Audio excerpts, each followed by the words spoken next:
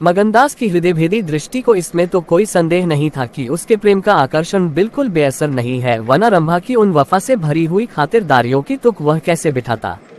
वफा ही वह जादू है, रूप के गर्व का सिर नीचा कर सकता है, मगर प्रेमिका के दिल में बैठने का मादा उसमें बहुत कम था। कोई दूसरा मनचला प्रेमी अब तक अपने वशीकरण में कामयाब हो चुका होता, लेकिन मगनदास ने दिल आशिक था और जबान माशूक की।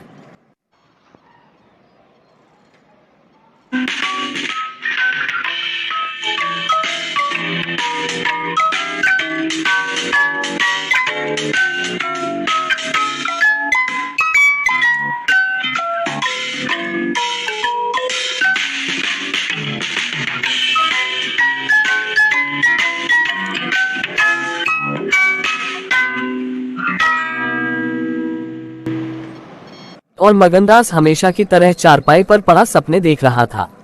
रंभा अद्भुत छटा के साथ आकर उसके सामने खड़ी हो गई।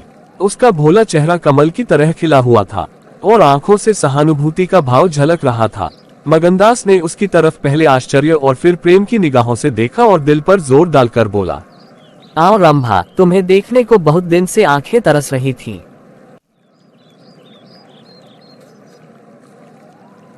रंभा ने भोलेपन से कहा, मैं यहाँ न आती तो तुम मुझसे कभी न बोलते। मगनदास का हौसला बढ़ा, बोला, बिना मर्जी पाए तो कुत्ता भी नहीं आता। रंभा मुस्कुराई, कली खिल गई, मैं तो आप ही चली आई। मगनदास का कलेजा उछल पड़ा। उसने हिम्मत करके रंभा का हाथ पकड़ लिया और कांपती हुई आवाज में बोला, नहीं रंभा, ऐसा नहीं है, यह मेरी महीनों की तपस्या का फल है।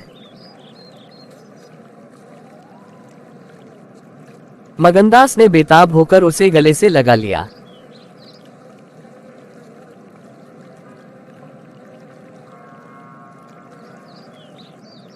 जब वह चलने लगी तो अपने प्रेमी की ओर प्रेम भरी दृष्टि से देखकर बोली, अब ये प्रीत हमको निभानी होगी। पौ फटने के वक्त जब सूर्य देवता के आगमन की तैयारियां हो रही थी, मगनदास की आंखें खुली रंभा आटा पीस रही थी। उस शांतिपूर्ण सन्नाटे में चक्की की घुमर घुमर बहुत सुहानी मालूम होती थी और वह उसके सुर से सुर मिलाकर अपने प्यारे ढंग से गा रही थी।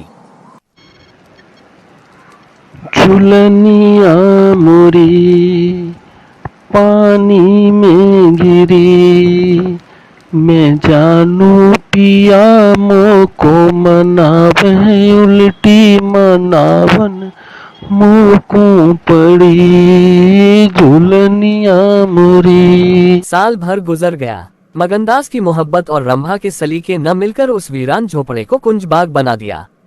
अब वहाँ गायें थी, फूलों की क्यारियां थीं और कई देहाती धन के मुड़े थे। सुख सुविधा की अनेक चीजें दिखाई पड़ती थी। एक रोज सुबह के वक्त मगनदास कहीं जाने के लिए तैयार हो रहा था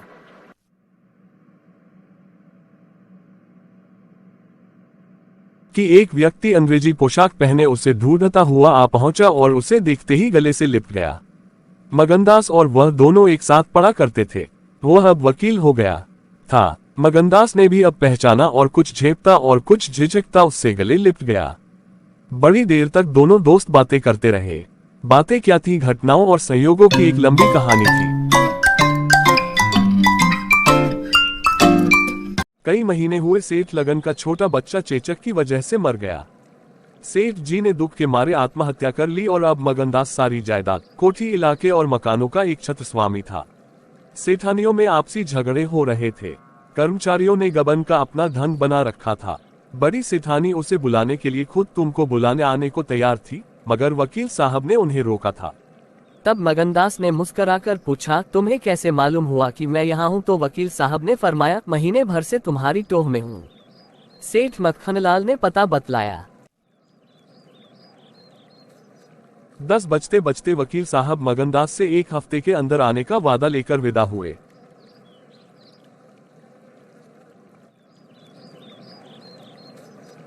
रंभा अधीर हो रही थी कि यह कौन है और इनमें क्या बातें हो रही है।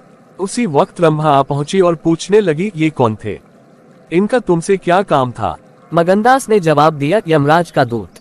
क्या अपसगुन बकते हो? नहीं नहीं रंभा, यह असगुन नहीं है, ये सचमुच मेरी मौत का दूत था। मेरी खुशियों के बाग को रौंदने वाला, मेरी हरी भरी खेती को उजाड़ने वाला।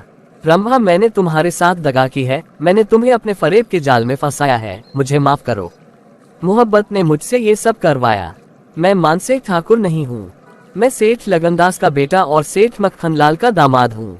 मगनदास को डर था कि रंभा ये सुनते ही चौंक पड़ेगी और शायद उसे जालिम दगाबाज कहने लगे, मगर उसका ख्याल गलत निकला।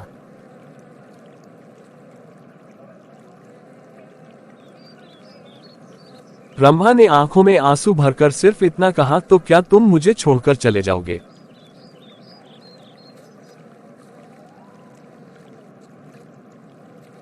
हाँ, क्यों? इसलिए कि इंदिरा बहुत होशियार, सुंदर और धनी है। मैं तुम्हें न छोड़ूंगी। कभी इंदिरा की नौकरानी थी, अब उनकी सौत बनूंगी।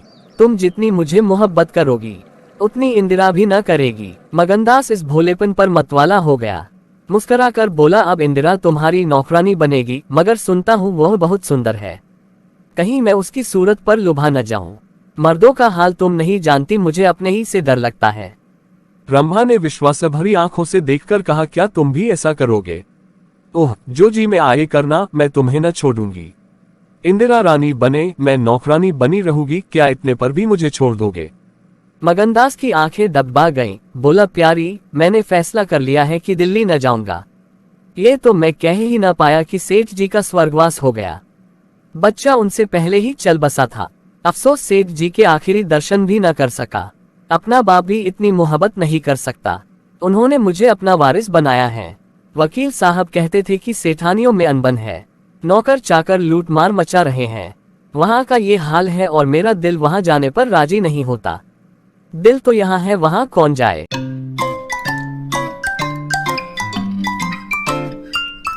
रंभा जरा देर तक सोचती रही, फिर बोली, तो मैं तुम्हें छोड़ दूंगी। इतने दिन तुम्हारे साथ रही, जिंदगी का सुख लूटा, अब जब तक जीऊंगी इस सुख का ध्यान करती रहूंगी। मगर तुम मुझे भूल तो न जाओगे। साल में एक बार देख लिया करना, इसी झोपड़े में आकर। मगनदास ने बहुत रोका, मगर ओसू न रुक सके। रंभा, ऐसी बातें न करो, कलेजा बैठा जाता है। मैं तुम्हें छोड़ नहीं सकता। इसलिए नहीं कि तुम्हारे ऊपर कोई एहसान है, तुम्हारी खातिर नहीं, अपनी खातिर। वह शांति, वह प्रेम, वह आनंद जो मुझे यहाँ मिलता है और कहीं नहीं मिल सकता। खुशी के साथ जिंदगी बसर हो, यही मनुष्य के जीवन का लक्ष्य है। मुझे ईश्वर ने ये खुशी यहाँ दे रखी है, तो मैं उसे क्यों छोड़ूं? धन दौलत को मेरा सलाम है, मुझे उसकी हवस नहीं है। रंभा फिर गंभीर स्वर में बोली, मैं तुम्हारे पांव की बेड़ी न बनूंगी। चाहे तुम अभी मुझे न छोड़ो, लेकिन थोड़े दिनों में तुम्हारी यह मोहब्बत न रहेगी। मगनदास को कोड़ा लगा। जोश से बोला, तुम्हारे सिवा इस दिल में अब कोई और जगह नहीं पा सकता।